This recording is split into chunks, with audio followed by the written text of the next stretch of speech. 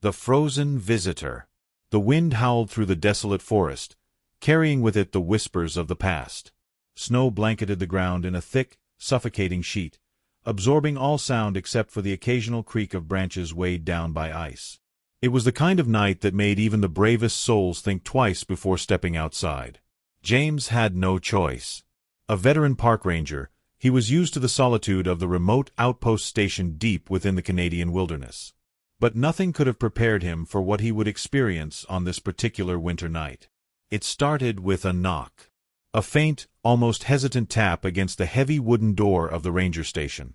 James frowned, setting down his coffee. No one ever came this far out in a storm like this. He glanced at the clock. 2:17 a.m. Another knock. Louder this time. James rose cautiously, peering through the frost-laced window. At first, he saw nothing but darkness, the howling wind sweeping snow across his limited view. But then, movement. A figure, barely discernible against the swirling white. Who the hell would be out here? Pulling his coat tighter around him, James unlatched the door and cracked it open. A blast of icy air nearly knocked him backward, stealing his breath. Standing just beyond the threshold was a man, his face pale, lips tinged blue. His clothes were old-fashioned, as though he had stepped from another era, his coat tattered and dusted with frost. "Sir, are you okay?" James asked, stepping forward. The man did not answer. He simply stared, his hollow eyes locked onto James with an intensity that sent a chill down his spine, one colder than the winter wind itself. "Come inside," James offered. "You'll freeze to death out here." Slowly, the man stepped over the threshold. But as he did, James noticed something. There were no footprints behind him in the snow. The silence of the unseen. James tried to shake off the unease settling in his chest. Perhaps exhaustion was playing tricks on his mind. He guided the man toward the station's small heater and poured him a cup of coffee. "What's your name?" James asked, handing him the steaming mug. Again, no answer. The man simply held the cup, watching the liquid ripple as though he had never seen such a thing before. His breath, unlike James, did not fog in the cold air.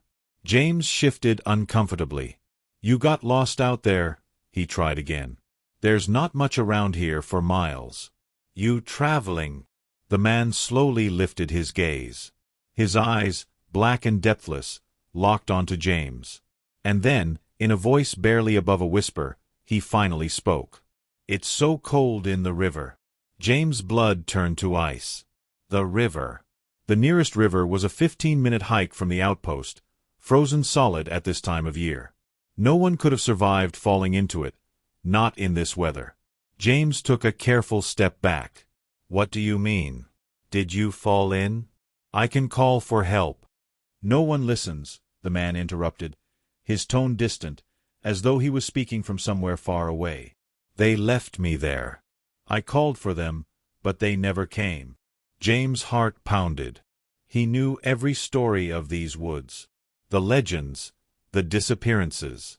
And suddenly, he remembered.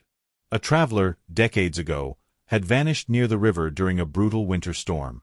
The search party had found no trace of him, only his tattered coat snagged on the frozen reeds. It was said that on the coldest nights, his voice could still be heard calling from beneath the ice. James' breath came in shallow gasps. The man sitting before him matched the description perfectly. Who are you?" James whispered. The man smiled, a slow, chilling curl of the lips that never reached his lifeless eyes. And then, in a blink, he was gone. The cup fell to the floor, shattering. The wind outside wailed louder than ever, and James knew he was not alone in that station. Not anymore. The ice beneath. The shattered remains of the coffee cup lay at James' feet, the steaming liquid seeping into the worn wooden floor. His breath came in short gasps as his eyes darted around the cabin, searching for any sign of the man who had vanished into thin air. The heater hummed softly, the only sound breaking the suffocating silence. James reached for his radio, fingers trembling. "Base, this is Ranger James. Do you copy?" Static. He twisted the dial, adjusting the frequency. "Base, this is Ranger James. I have a situation out here. Requesting immediate contact. More static. Then, beneath the interference, something else, a faint voice. A whisper. Help me. James' blood ran cold. The voice wasn't coming from the radio. It was inside the cabin. Spinning around, he caught a glimpse of movement in the window's reflection. A shadowy figure stood just behind him, barely distinguishable from the dim light of the station. But when he turned, nothing. Then came the footsteps. Slow.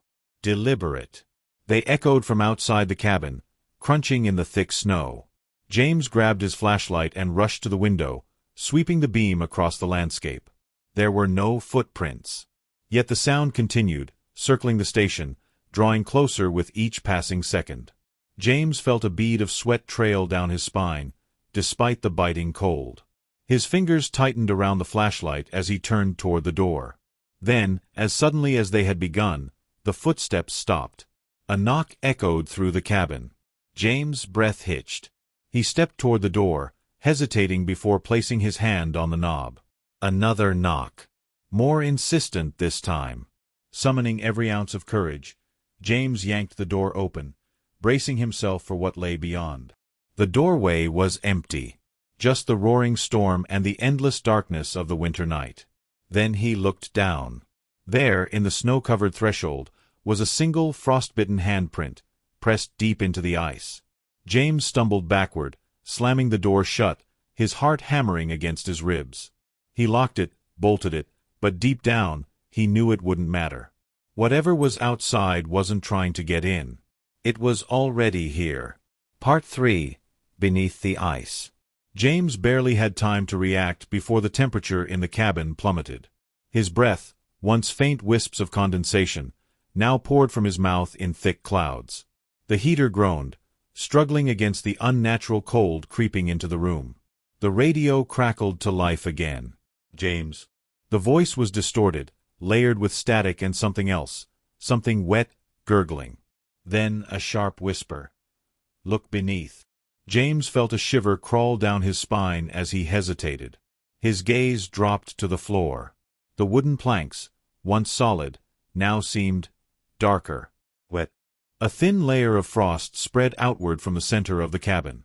And then, beneath the floorboards, he heard it. A slow, deliberate knock. Coming from underneath. Hollow below. James stumbled backward, his pulse hammering. The knocking grew louder, more urgent, as if something beneath the floor was desperate to break free. The frost thickened, creeping up the walls, turning the station into an icy tomb. Then, a sharp crack. A floorboard split open, revealing an inky blackness beneath. The air reeked of frozen decay, and from the darkness, a skeletal hand emerged, its fingers curling against the jagged wood. James bolted for the door, his breath coming in ragged gasps. But as he yanked at the handle, it wouldn't budge. The cold had sealed it shut. A whisper slithered through the air, a voice not of the living. You let me in, James. Now you must stay. The floor groaned as the hand pulled itself further into the light. Then another. Then a face, half-frozen, hollow-eyed, and grinning. James let out a strangled scream as the cabin plunged into darkness. Eternal freeze. The outpost remained abandoned for years after that night. Rangers who ventured near spoke of an unnatural cold, a whispering wind that carried James' desperate pleas. No one dared enter. And on the coldest nights, when the river groaned under the weight of ice, some swore they could still see him. James, standing at the window, frozen in time, waiting for someone to take his place.